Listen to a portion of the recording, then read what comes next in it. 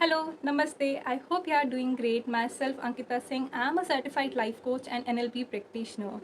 Today, I welcome you on a beautiful journey of self exploration with me, where you get a chance to meet your inner self so that you can able to make better choice for yourself. Today, I want to talk about different language of resistance. Resistance बहुत सारे तरीक़ों से हमसे बात करती है, जैसे कि आई एम टू ओल्ड, पता नहीं ये मुझसे होगा कि नहीं होगा, पता नहीं लोग मेरे बारे में क्या सोचेंगे, and I just can't do it, like this. So resistance speaks in different forms. So first language of resistance is doubt and fear. I call them doubt auntie and fear auntie. जब भी हम कोई एक बड़ा गोल सोचते हैं and उसके towards हम कोई एक्शन परफॉर्म करना चाहते हैं, उसी second doubt and fear arise होती है. सो फर्स्ट ऑफ ऑल हमारा ये एक्सेप्ट करना हमें बहुत ज़रूरी है कि डाउट एंड फियर कुछ ऐसा है जो आपके साथ आपके ग्रेव तक जाएगा. इट्स और you can understand in this way कि कुछ लोग होते हैं ना हमारी फैमिली के, कुछ अनोइंग पीपल्स होते हैं जो आपको पता है कि आपको हर फंक्शन में मिलेंगे ही, and they irritate you with no reason. And इतने सालों में आपको भी पता चल गया है कि इनका कुछ नहीं होने वाला, ये नहीं बदलने वाले और ये हर फंक्शन में हमें मिलेंगी, तो इनकी प्रेजेंस से हमें अपना मूड स्पॉइल नहीं ख़राब करना चाहिए. So doubt and fear operates exactly like this. They are going to travel you on your car's back seat. But problem तब अराइज होती है जब आप अपना नेविगेट, अपना कार का कंट्रोल आप डाउट और फियर आंटी को दे देते हो. जब तक आप अपनी कार चला रहे हो, आप नेविगेट कर रहे हो, आप अपना सीट पर हो, ड्राइवर सीट पर हो, तब तक डाउट एंड फियर आंटी आपका कोई नुकसान नहीं करेंगे. लेकिन ये तब भी आपके साथ रहेंगे. So it's very important to recognise the voice of your doubt and fear auntie. Like I have a million doubts related to technology. मुझसे वीडियो एडिट होगा कि नहीं होगा, या ये मुझसे अपलोड होएगा कि नहीं होएगा, या मैं जूम मीटिंग ले सकती हूँ कि नहीं ले सकती. सो ये सब, पर क्या ये सब मैं सीख सकती हूँ?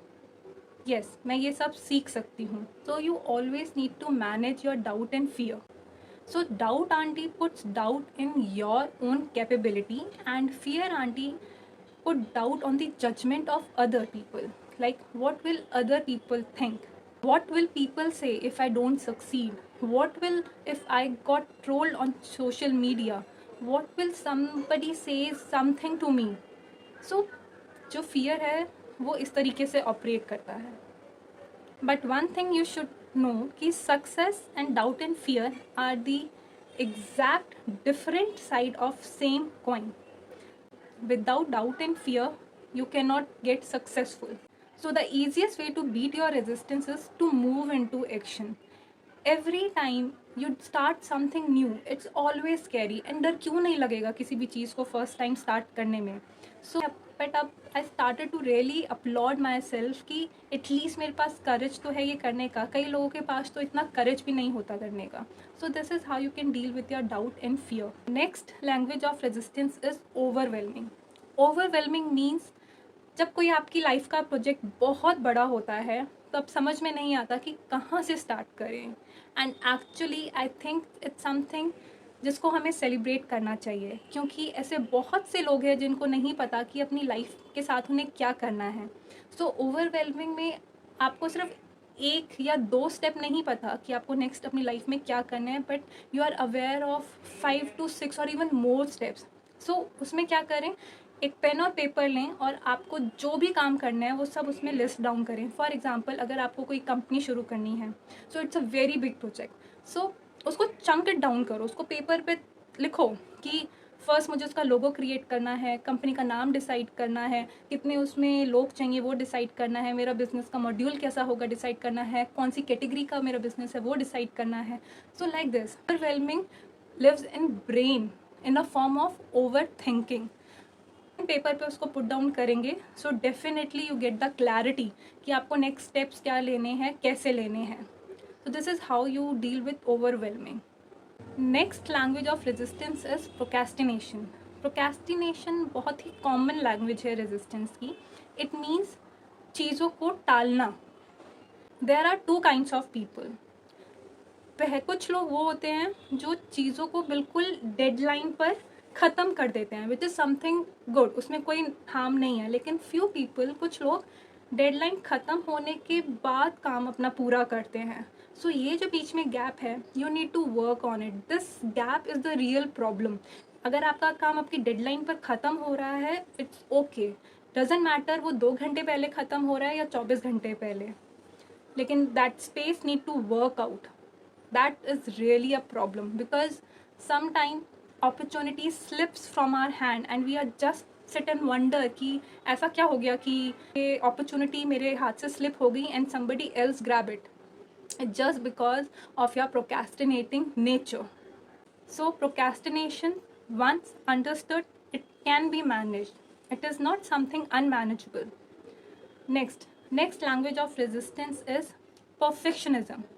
Perfectionism is exactly opposite of procrastination. Normally procrastinators से जब पूछते हैं कि ये क्यों नहीं हो रहा है, so they accept कि because I am lazy, I am indisciplined, I am not unorganized, so they put themselves down.